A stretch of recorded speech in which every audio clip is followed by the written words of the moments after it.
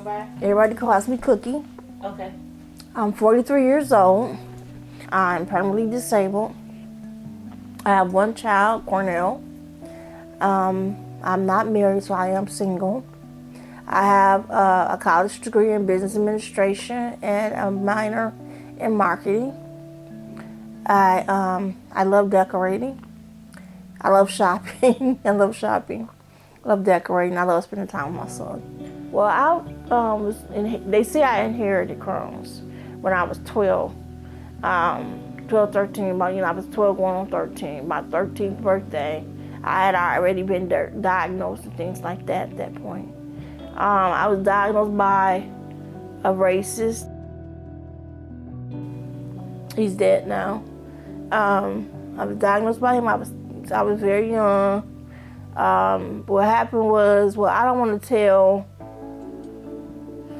You share what you're comfortable sharing. Okay, I don't want to share too much, but it took, when I first got sick, it took about 6 months before I was diagnosed. Let's just say that. And that time frame did a lot of damage. Because when I was sick, I was sick. I was sick. I had blood in my stools. I was bleeding. I was really sick, and I couldn't go to school. So I should have been going to the doctor, but at that time I couldn't. My mother didn't have insurance on me. So what I was told was I couldn't go because of that. But once I got to the doctor, hell broke loose. It was horrible. Just the tests and stuff they do, to diagnose you was, ratchet, just painful. So once I was diagnosed and everything, I was a regular kid. I wanted to go to school with my friends and have fun and everything, but I couldn't. My stomach was like how it is now, upset and riled, and I was in the bathroom a lot, and I was real skinny. I had problems. There was problems at home. Was the reason why I didn't get diagnosed sooner than what I was. And my doctors told me that if I had got to the doctor sooner, I wouldn't have been so sick because they could have controlled things before they got so far out. Which made me mad at my mom, things like that. I was just angry. But at that age, you still just want to go on and live your life and do this, and have, take care of whatever. So I basically had to go out on my own. Every time my mom would go with me to the doctor, she would go ask them if they ready yet. She would send me to do that. How much longer it's gonna take? So they just got tired of her. So they started letting me come by myself. So I just had to become my own adult, and I would find a ride. Like my boyfriend would take me. He would get his dad's car because he had a license, and he would get his dad's car and would take me to the doctor. Yeah, I got emancipated at 16 and moved out on my own. Yeah. How was the emancipation process? Well, I had already been reporting to the school counselor things that had been going on at home, because I had my son when I was young too. So I had already been reporting things to her. So she the one who told me about it and walked me through it and helped me with the paperwork. And the doctors was already on board, like, yeah, she's already bringing herself right, like, yes, yeah. So the doctors was already on board. I was already receiving income. I was already receiving SSI. So, it wasn't like I needed much from my mom or from home, or So they was like, yeah, she might as well, because she's already, doing everything an adult do. Well, I don't want to badmouth her. I get it. But I did everything, on my own. I had to call my teachers, make sure they came, set everything up, find a room. It was me and my brother.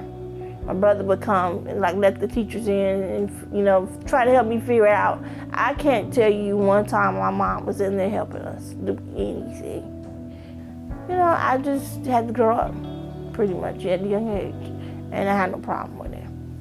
So, I love my mother, don't get me wrong, I think the world of my mom. I just think that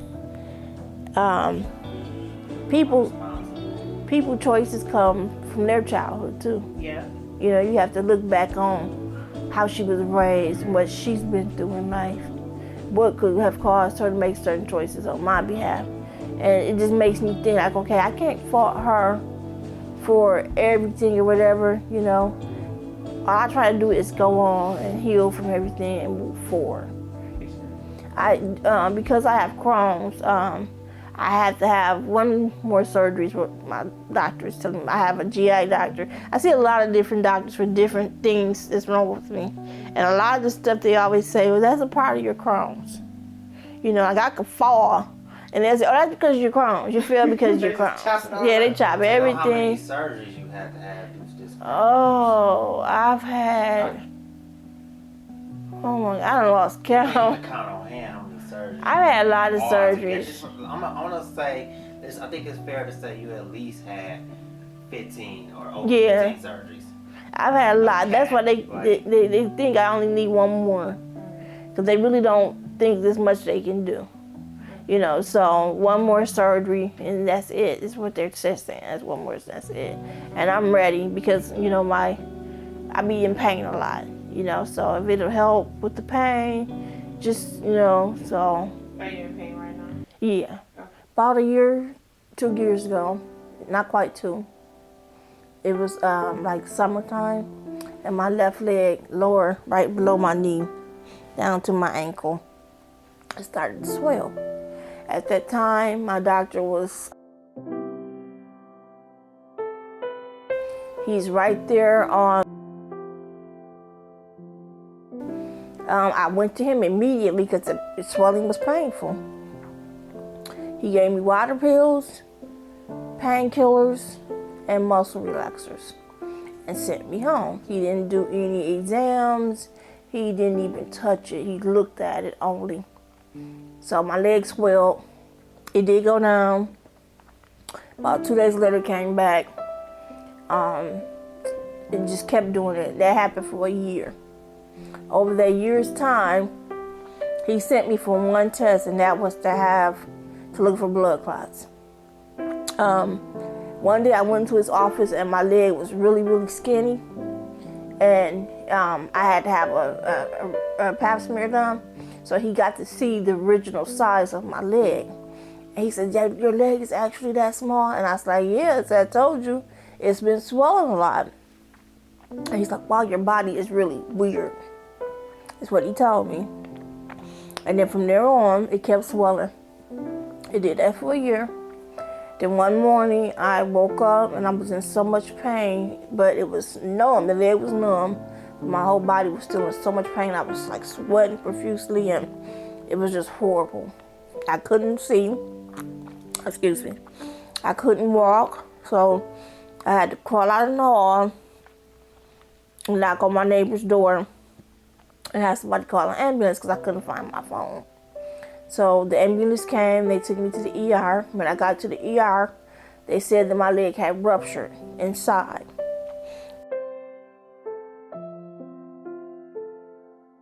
Compartment syndrome. They did some tests. About 20 minutes I was in surgery. So they gave me a chance to call my family, things like that. Not as much chance as I was calling my family, I was being wheeled to the emergency room, to the operating room. Afterwards, they didn't know if I was going to be able to walk again. The pain, they said, would be just forever. My leg, I did learn how to walk again, but my leg is numb all the time. So it's very painful. It's weird to explain because it's so numb. Like if something fall on it, I probably won't feel it. But later on that night, I would feel it in pain, like joint pain, arthritis, muscle cramps, things like that is what I mean by pain.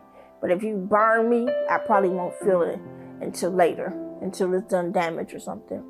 So after I had the surgery, my leg was infected really bad. So when I came home, wanted to put me on regular painkillers for the massive amount of damage my leg had. Like my leg was wide open.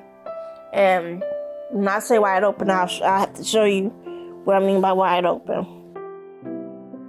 I had to visit the hospital quite a bit to get antibiotics, stronger antibiotics. And one day when I got to the hospital, I had MRSA in the leg. You got sent to UVM in Arbor. Mm-hmm. Okay. What did they tell you there? Why, when I got down there, they had no answers either. Nothing. It was more research. They didn't know what they were up against or how to fight it. They wanted to send me to Cleveland, Ohio, because Cleveland, Ohio have a special compartment syndrome department at their hospital, which they're 4 hours away. So we fought with the insurance company, and eventually after, months and months and months, they kept saying no and kept saying no.